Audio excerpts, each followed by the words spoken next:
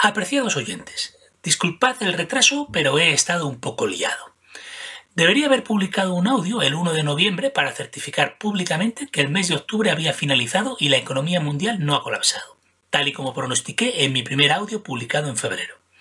Ahora, como es lógico, vienen las excusas. Ya sabéis que a los seres humanos se nos da muy mal admitir nuestros errores, o mejor dicho, presuntos errores. En primer lugar, no olvidéis que en mi último audio, publicado el 30 de septiembre, os pedí una prórroga de 2 meses, que no es mucho pedir, pienso yo, teniendo en cuenta lo difícil que es acertar el momento exacto en el que un sistema financiero quebrará. Así que el colapso aún puede tener lugar en noviembre o diciembre. Pero en honor a la verdad, probablemente el sistema tampoco colapsará en los 2 próximos meses. Creo que nos debemos atener al calendario que los propios banqueros internacionales ya establecieron hace 30 años en la famosa portada del The Economist de 1988, portada que pronosticaba que en 2018 se implantaría una única moneda mundial. Así que supongo que lo que tenga que pasar, pasará ya el próximo año. Dicho esto, hay algo que nadie me puede negar. En octubre de 2017 la economía mundial ciertamente no ha colapsado, pero en Europa ha sucedido algo extremadamente grave. El día 27 de octubre, el Parlamento de Cataluña proclamó la independencia unilateral de Cataluña. Ya sabéis que yo sostengo que la Unión Europea es un cadáver andante que se disolverá más pronto que tarde. Pues bien, estoy convencido de que en el futuro los historiadores coincidirán en que el principio del fin de la Unión Europea comenzó el 27 de octubre de 2017 con dicha declaración de independencia.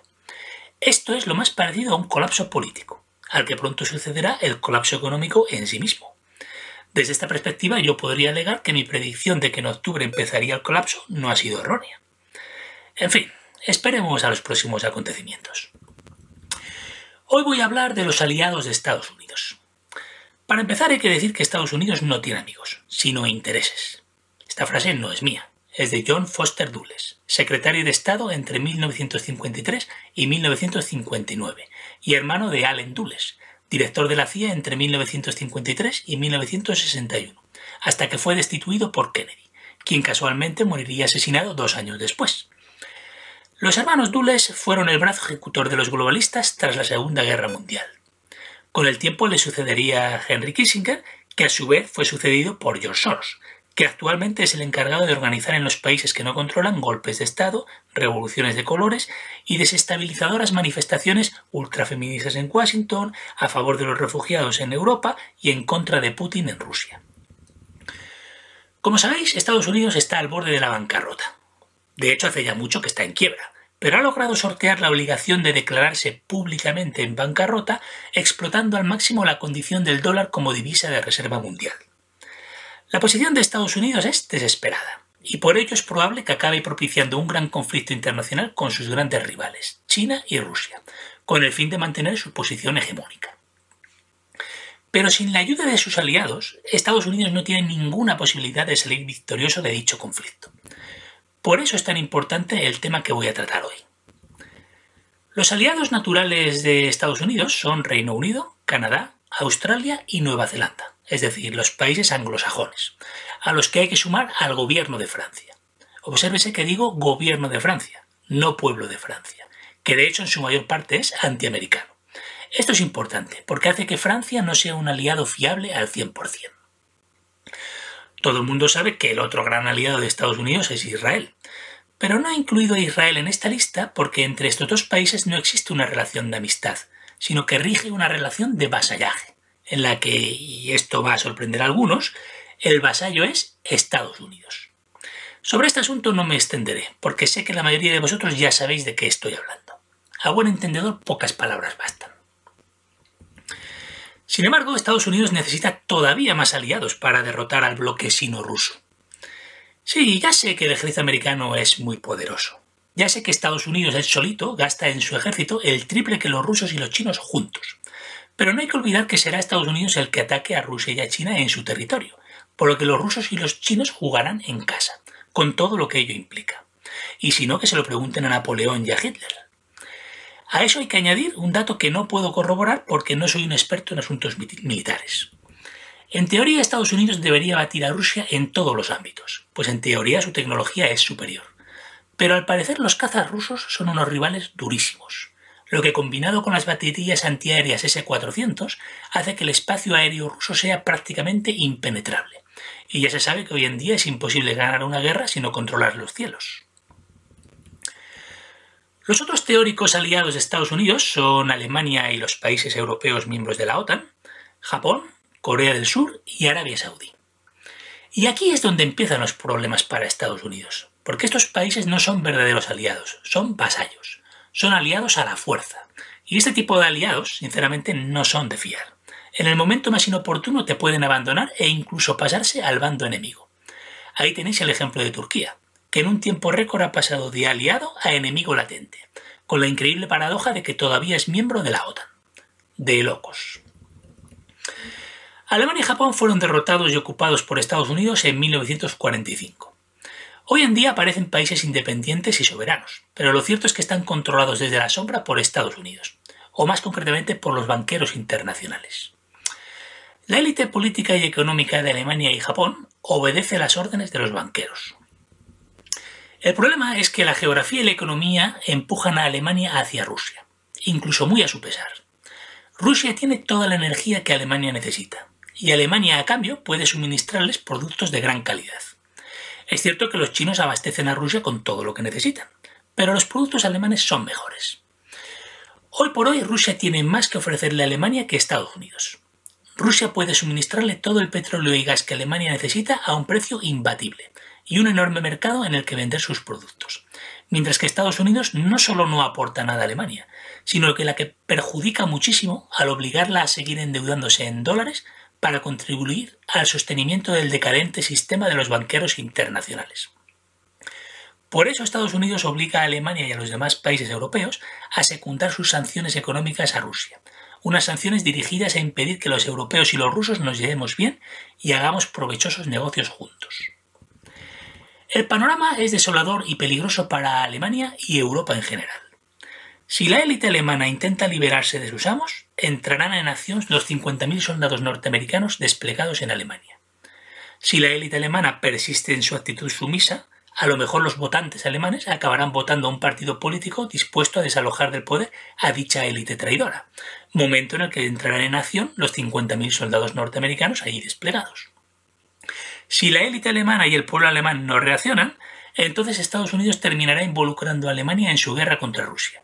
Y esta vez, teniendo en cuenta los antecedentes entre estas dos naciones, a lo mejor los rusos deciden hacer desaparecer a Alemania del mapa para siempre.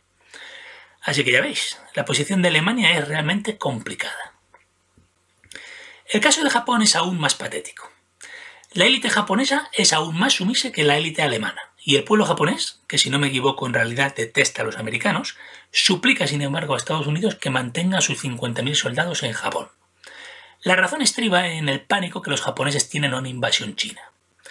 Es cierto que a corto plazo esta posibilidad está descartada, pero a medio plazo dicho escenario es más que plausible, pues el ansia de venganza de los chinos por lo acaecido durante la invasión de China por Japón hace 80 años es muy fuerte, y los japoneses lo saben. Los chinos están esperando su oportunidad para desquitarse. Entre los rusos y los alemanes no existe este rencor, porque los rusos derrotaron a los alemanes, así que de alguna forma los rusos sienten que los alemanes ya pagaron por su afrenta. Pero en el caso de la guerra sino-japonesa, la realidad es que a los japoneses no lo derrotaron los chinos, sino que los derrotaron los norteamericanos, por lo que el sentimiento de humillación y las ansias de venganza persiste entre los chinos. Aquello también terminará mal, y si no, tiempo al tiempo. A eso hay que añadir el problema de la deuda de Japón. Como sabéis, Grecia cayó en 2015 cuando su deuda alcanzó el 150% del PIB. Pues bien, la deuda de Japón es del 200%. Del 200%. Y sin embargo Japón no ha caído, al menos oficialmente. Al menos en la forma en que lo hizo Grecia. ¿Por qué? Porque en el actual sistema económico internacional hace ya mucho que no rige la lógica ni las reglas del mercado.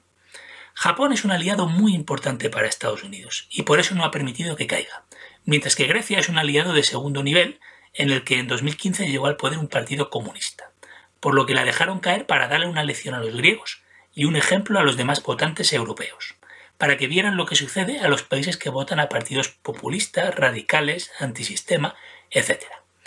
Es decir, sométete o prepárate para las consecuencias. Chantaje globalista mafioso en estado puro.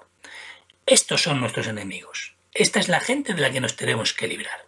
Pero ojo, yo nunca he dicho que sea fácil lograrlo. De hecho, mucho me temo que ya es prácticamente imposible conseguirlo. Los rusos y los chinos lo han logrado, pero nosotros, los europeos, los norteamericanos y los sudamericanos, mucho me temo que no lo lograremos nunca.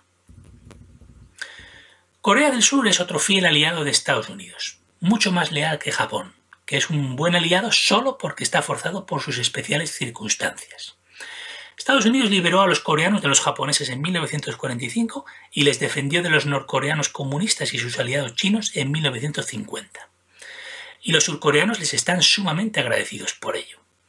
Pero ahora están preocupados, porque se huelen que a Estados Unidos le conviene iniciar una guerra con Corea del Norte para echarle la culpa del colapso de su sistema financiero.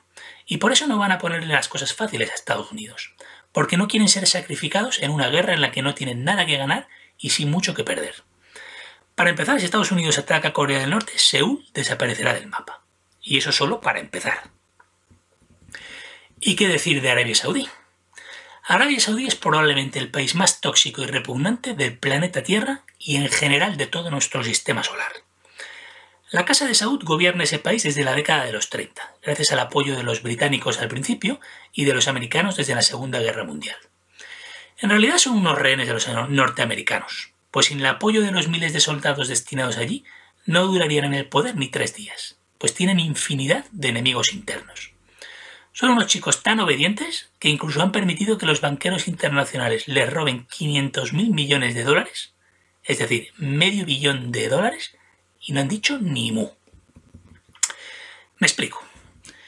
Desde que se instauró el sistema del petrodólar en 1973, los saudíes están obligados a reinvertir casi todos los dólares que obtienen de la venta de su petróleo en bonos del Tesoro americano, en deuda americana, una cifra que por cierto es secreta. El caso es que, como sabéis, los banqueros de Nueva York están desesperados y ya no saben de dónde sacar dinero para mantener su sistema en pie. Así que en 2016 decidieron confiscar a los saudíes $500 millones. Todo esto de forma súper discreta, claro. Los saudíes pillaron un rebote tan grande que empezaron a vender de forma masiva sus bonos del Tesoro americano e incluso organizaron reuniones secretas con los chinos para venderles petróleo en yuanes, no en dólares. Al final se calmaron y la situación se encauzó con el acuerdo de mayo de 2017 por el que Estados Unidos va a vender armamento a Arabia Saudí por valor de $300.000 millones.